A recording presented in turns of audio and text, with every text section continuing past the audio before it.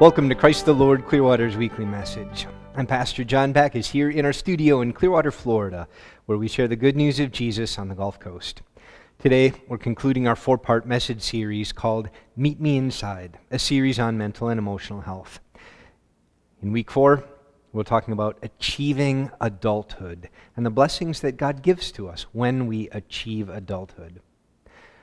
There's moments in life where we realize it's time to grow up. I had an oh-hit moment like this when I was in high school football. My twin brother and I were in JV, and for the first football camp of the summer, we were practicing with the varsity guys.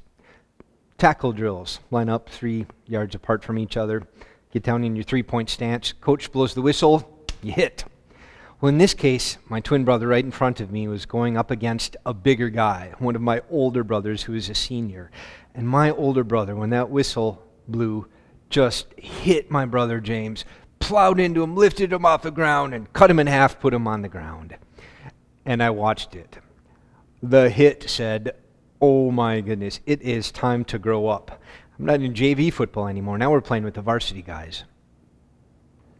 There's moments like that where we have this realization that we're growing up. We're moving into the big leagues, or the adult leagues, so to speak. There's moments where our body tells us it's time for that to happen, puberty.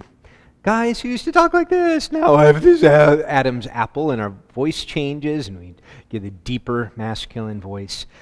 Young ladies might go shopping not just for undergarments for the bottom half, but for the top half as well for the first time. And young male and female adolescents alike are all shopping for deodorant because suddenly we need it. Signs that it's time to grow up. We have rites of passage, bar mitzvahs, confirmations, graduations, moments where you get your driver's license or get your first job where we realize I'm just not a kid anymore. Maturity is part of God's good design for you. Now, being a child is good, but staying a child as your body matures is not. Remaining a child psychologically throughout life is not a good thing. I'm going to talk about maturing and God's blessings that come when we mature and the challenges that come if we struggle with it by viewing maturity as learning to be an individual together with others. And that's how you know you've reached maturity, when you know how to be an individual together with others.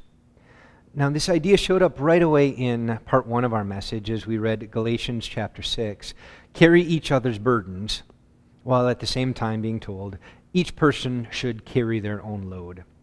These complementary but contrasting statements showed that there's a need to both know what's my own sphere of influence, my responsibility, who I am as an individual, but also growing up enough to be there for other people, to contribute to the well-being of my neighbor. Note how a child might have trouble with either one of these. A 2-year-old might be only good at being an individual, saying, no, I want that toy, I want food now, and be totally oblivious to the fact that mom is so tired or there's other people in the house that don't want to hear screaming. A toddler is so self-contained. On the other hand, it's very childish to not have initiative to make any decisions at all, to be completely dependent on someone else to run your life. So growing up is both avoiding the narcissistic, everything's about me, and also the irresponsible, somebody else drive my life. I'm not really engaged in it. So a healthy human being, as we develop, needs to be centered in between 2 distinctly different horizons. You might call them the Eastern and the Western horizon. The Eastern horizon is a view at society that highlights the we is more important than the me, that community outranks the individual. This is common in Eastern cultures where the village's needs are ranked higher than the needs of the individual citizen. If that viewpoint is taken to its extreme, you have a form of oppression where individual rights are taken away or trampled. Property loss is everything, my rights, my decisions, my property, my job, all of those things are given into the control of whoever's running the state. At its extreme, some form of communism. Now, in the other viewpoint, the other worldview, we'll go to the Western horizon, where the individual is viewed as higher than the community, where the me is more important than the we. For those of you in Western culture right now, this is common to American thought. The rights of the individual need to be protected.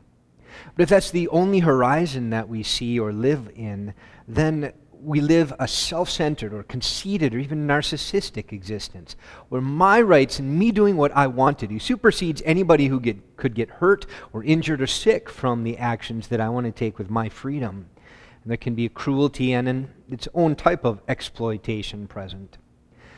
A healthy, balanced individual, including a person living in the worldview of biblical Christianity, is going to work to live in the middle, to balance themselves in between in view of both the Western and the Eastern horizons. This idea is found in the teachings of the Apostle Paul. Paul was a student of Jesus, a Bible author, and a world's greatest missionary.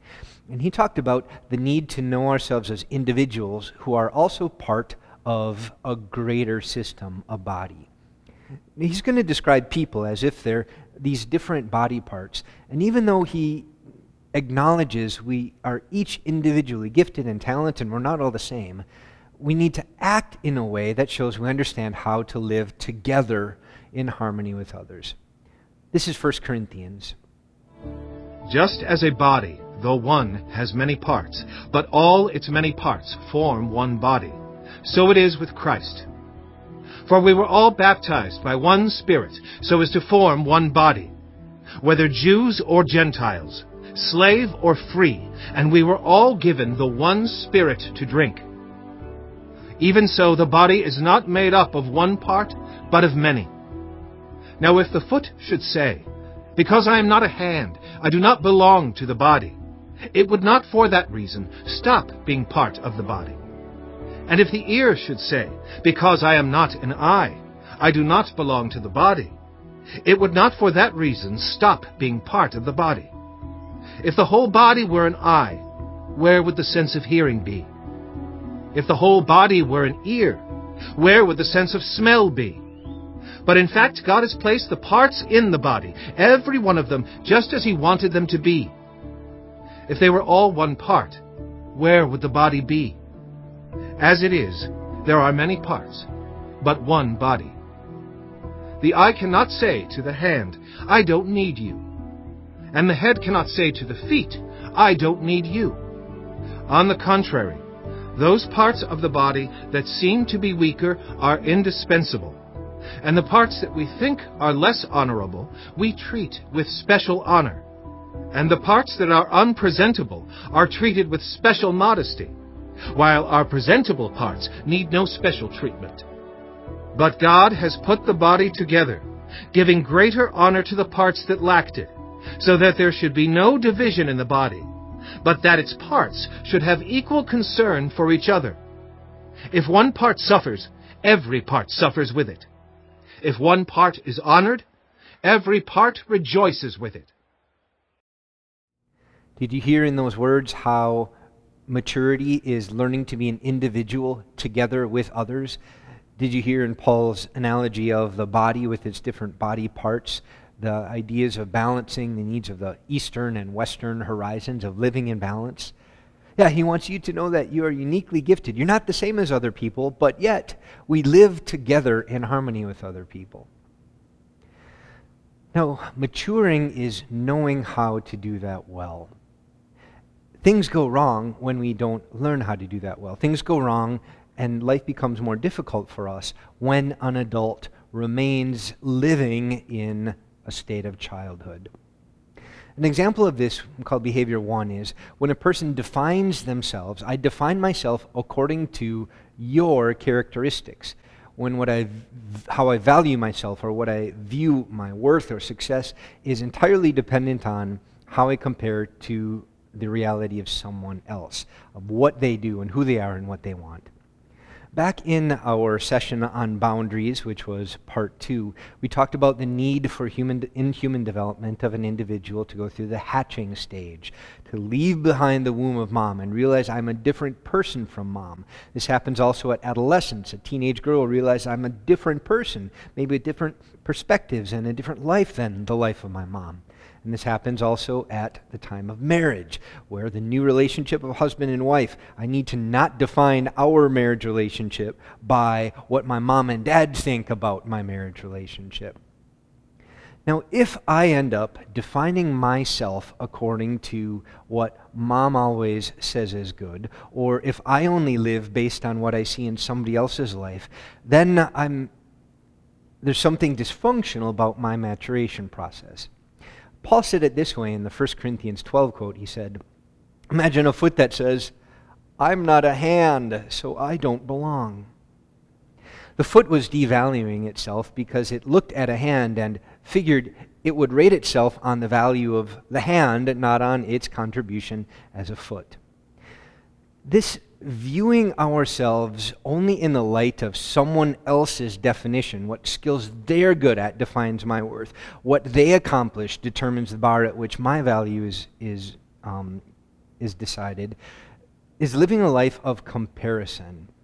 Comparison means that I don't live under my own control and by my own definitions, but I'm always looking to define myself by how I measure up to some other person. This leads to an insecurity because I can never quite be sure if I'm good or not, because who I'm comparing myself to always changes. And there's almost always someone else that I can find in this world that outranks or outskills me, has more drive, more intelligence, more gifts than I do. This can lead to a sense of inferiority or even an approach to life that works to manipulate other people, trying to control them and drag them down a little bit so that you can exalt yourself or rank yourself up better than them.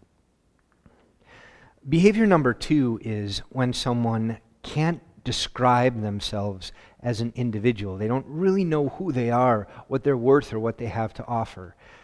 This was a flaw in the development stage that we called practicing. Getting out, now that I know I'm different from other people, and getting out and really knowing what my capabilities, abilities, and skills are by trial and error. And if I don't do that, if I don't know who I am, what I'm good at, if I can't know for myself or communicate to other people who I am, what I want to accomplish, what I'm good at, what I struggle with, if I can't describe myself as an individual, then there's a break of connection in many relationships. Paul explained it this way in 1 Corinthians 12. If one part of the body suffers, others are forced to suffer too.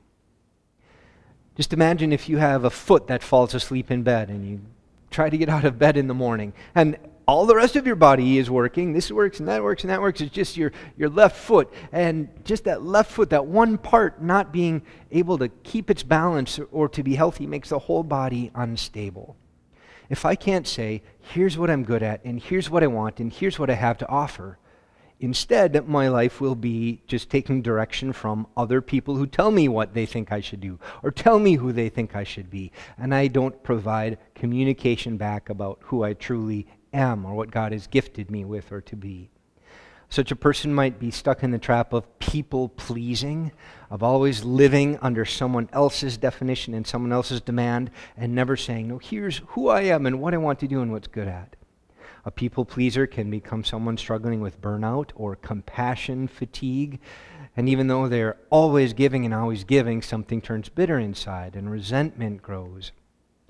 If someone doesn't know how to tell another person, I don't want to do that, I want to do this, I'm not good at that, I am good at this, if they never convey that, the communication problem leads to a distance between individuals. As individuals who can't describe themselves, people don't really know what they're feeling or where their heart truly is.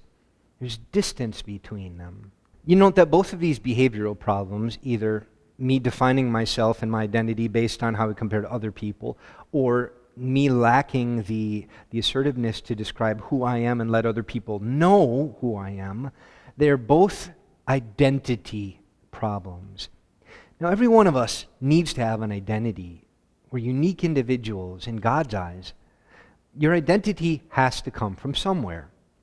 Now, we're all part of culture, so you might say, well, my identity comes from the family I grew up in, or the town I lived in, or the way kids acted at school. But the healthy and foundational place where your identity comes from, the most safe place, is from the heavenly culture. It's our heavenly culture, not our family culture or community or local culture, our ethnic heritage or background. It's the heavenly culture that most, in the best way possible, defines our identity.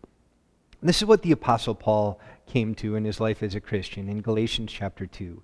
He said, "The life I now live in the body, I live by faith in the Son of God who loved me and gave himself up for me." What Paul was saying is he discovered both that he was loved in his heavenly culture, and he had value or worth as defined by the actions of God, giving Jesus as a Savior for Paul. And in this case, Paul knew, I'm loved and I'm worth something. I'm deeply loved and I'm deeply worth something. Now, if that's a message that comes to us as our identity is shaped from our family, if they reflect the heavenly culture, in our family culture, we could say, yeah, my family reinforces that message. Too many of us, or maybe you, come from a family culture where you weren't affirmed that you were loved, where you weren't affirmed that you had deep, deep worth, where you didn't feel loved, or maybe you only saw what your sisters or brothers were good at. The parents kind of looked at you and said, boy, you didn't get the looks, didn't get the brains, didn't get the athletic ability. Wonder what happened with this one. Well, what's he going to be? What's she going to turn out to be? I wonder if you're good at anything. Why couldn't you be like your brother? Why couldn't you be like your sister? Now, sometimes it can seem like we don't have love, or we're not loved, or we don't have worth or value. One of the leading causes that leads to death by suicide is the feeling that I don't have anything to offer. Nobody would care if I would be gone. Nobody would miss me. I'd probably be doing people a favor if I wasn't here. I'm not valued by anybody. Don't have anything to offer. Nobody really cares. If that's life, why should I be in it at all? If we let our heavenly culture define how much we're loved and how much we're worth, that's the healthy place to start in defining yourself. So how much are you loved, and how much can you love yourself? Exactly as Jesus loves you.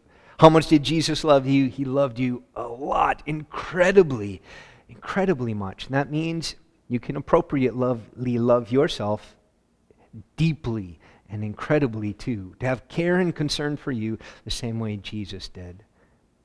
And he said, you're worth giving my life for. Your life has worth to me, so I'll give my life for yours.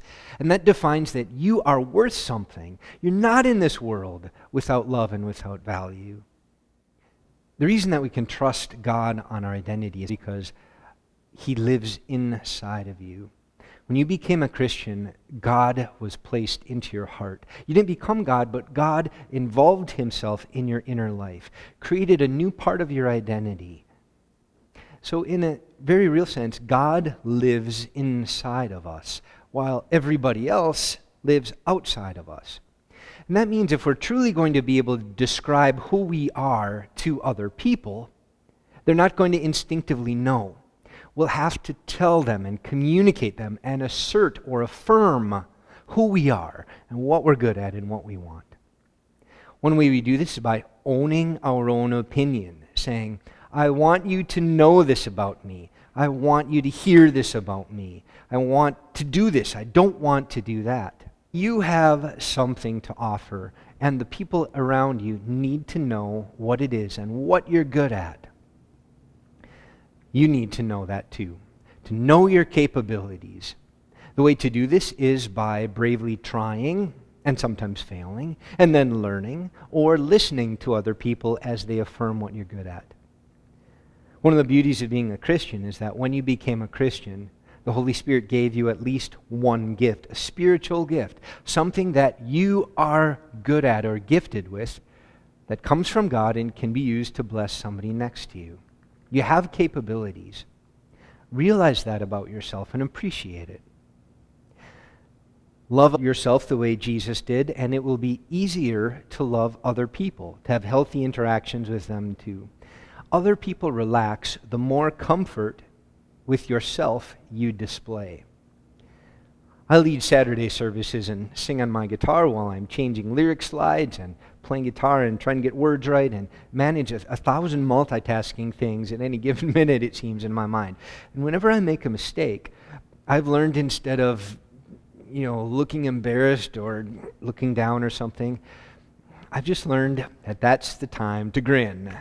When I make a mistake, it's the time to grin, to show people that it's okay. If there's ever a place to make a mistake, it's here in our Christian community. And don't we all make mistakes? And we're accepted by God and each other anyway. And when you can smile at your own failures and be okay and not be so harsh on ourselves when we don't measure up to everything we might want to be, it's easier for us to be around other people and other people to be easier around us. You can identify who it is that you might fear speaking your mind to.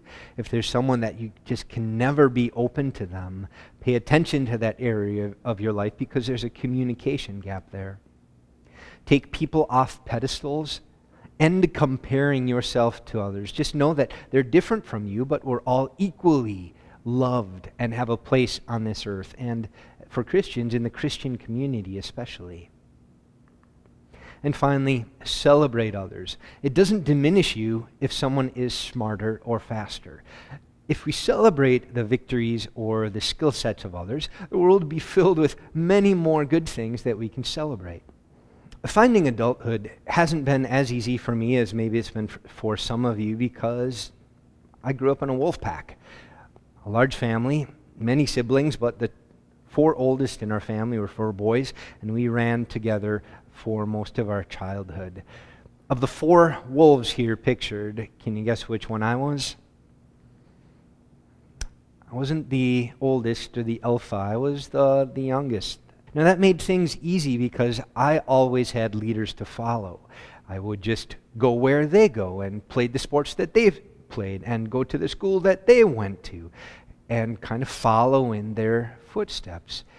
And then came the moment where suddenly our lives diverged, and one wolf went this way off to a school, and that one changed their major, and this one went over there, and suddenly I didn't have someone I was following through life. And I looked around and thought to myself, well, who do I ask about what I should do next? Who do I follow?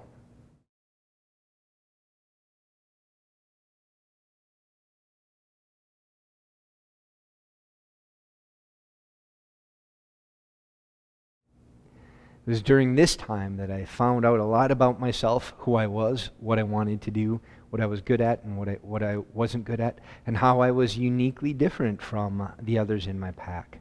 It made me appreciate them and also appreciate myself. And that was one of the moments where I grew up.